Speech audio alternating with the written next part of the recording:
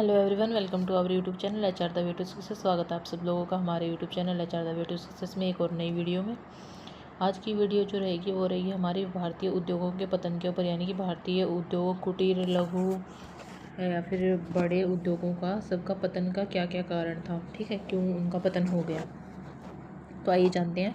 British शासन के दौरान भारतीय उद्योगों का पतन हुआ, खासकर पारंपरिक हस्तशिल्प उद्योग। हस्तशिल्प यानी कि जो हाथों से जो कार्य करते थे, जैसे मोमबत्ती बनाना हो गया, माचिस बनाना हो गया, क्योंकि पुराने टाइम में मशीनें इतनी नहीं थी तो ज़्यादातर काम हाथ द्वारा ही होता था। इसके मुख्य कारण थे कच्चे माल का निर्यात, कच्चा माल पर्याप्त मात्रा में नहीं मिल रहा था, भेदभावपूर्ण टैरिफ नीतियाँ और ब्रिटिश निर्मित वस्तुओं का आयात।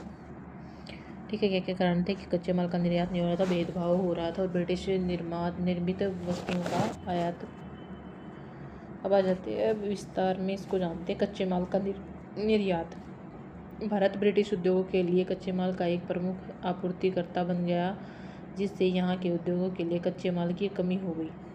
ठीक है, जो भारत है वो ब्रिटिश उद्योगों के लिए कच्चे माल का एक प्रमुख आपूर्तिकर्ता बन गया, यानी कि भारत से ब्रिटिश उद्योगों के लिए कच्चा माल जाने लगा और यहाँ के उद्योगों के लिए कच्चे माल की कमी हो गई, इसलिए ये पतन का एक कारण था। भेदभावपूर्ण टैरिफ नीतियाँ। ब्रिटिश सरकार ने भारत से कच्चे माल के मुक्त निर्यात और ब्रिटेन से तैयार माल के आयात को बढ़ावा दिया, जबकि भारतीय हस्तशिल्प के निर्यात पर भारी शुल्क लगाया। ठीक है, भेदभाव होता था। ब्रिटिश सरकार ने क्या किया, भारत से जो कच्चे माल का निर्यात भारत से जो ब्रिटिश में कच्चे माल का निर्यात हो रहा था और ब्रिटेन से जो तैयार माल का आयात हो रहा था उनको बढ़ावा दिया, और जो भारत में हस्तशिल्प उद्योग थे उनके निर्यात पर शुल्क लगा दिया गया। ठीक है, अब आ जाते हैं ब्रिटिश निर्मित वस्तुओं का आयात। ब्रिटिश सरकार ने भारत में अपने निर्मित वस्तुओं के आयात को बढ़ावा दिया, जिससे भारतीय उद्योगों के लिए प्रतिस्पर्धा करना मुश्किल हो गया। ठीक है, पहले तो कच्चा माल ही नहीं मिल रहा था, फिर उसके बाद ब्रिटिश सरकार भारत में अपने ब्रिटिश द्वारा निर्मित वस्तुओं के आयात को बढ़ावा दे दिया, जिससे भारतीय उद्योगों के लिए अपना सामान बेचना मुश्किल हो गया। हस्तशिल्प का पतन। ब्रिटिश वस्तुओं के साथ प्रतिस्पर्धा और भारतीय उद्योगों के लिए कच्चे माल की कमी के कारण पारंपरिक हस्तशिल्प उद्योगों का पतन हो गया। ब्रिटिश वस्तुओं के साथ साथ प्रतिस्पर्धा करते और भारतीय उद्योगों के लिए कच्चे माल की कमी के कारण जो भारत का पारंपरिक हस्तशिल्प उद्योग थे उनका पतन हो गया। औद्योगिकरण। ब्रिटिश नीतियों के कारण भारत एक कृषि प्रधान देश बन गया और औद्योगिक विकास धीमा हो गया। ठीक है, तो भारत में उद्योगों के बजाय कृषि पर जोर दिया गया और भारत एक कृषि प्रधान देश बन गया, जिससे भारत का औद्योगिक विकास धीमा पड़ गया।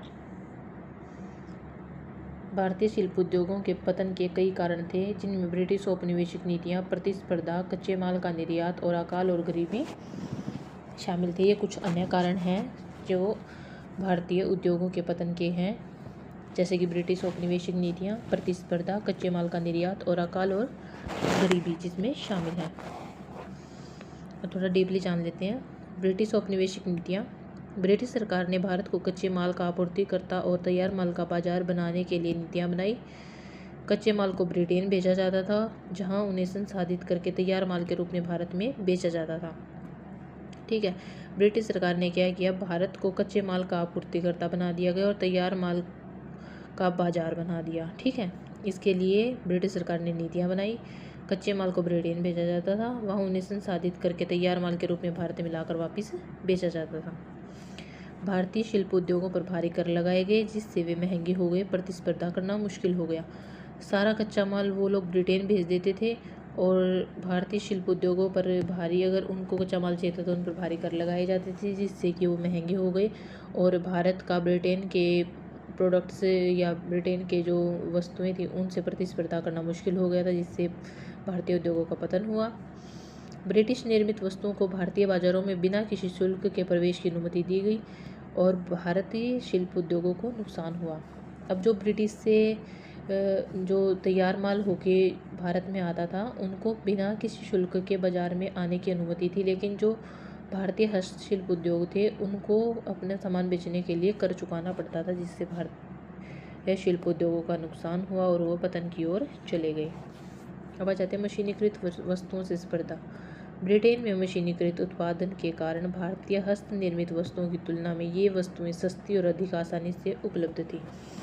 अब आप देख लो, कोई भी एक चीज़ है, अगर हम उस चीज़ को हाथ से बनाएंगे और एक मशीन से बनाएंगे, मशीन 1 घंटे में 100 प्रोडक्ट बनाती है, लेकिन हम हाथ से 1 घंटे में 100 प्रोडक्ट्स नहीं बना सकते।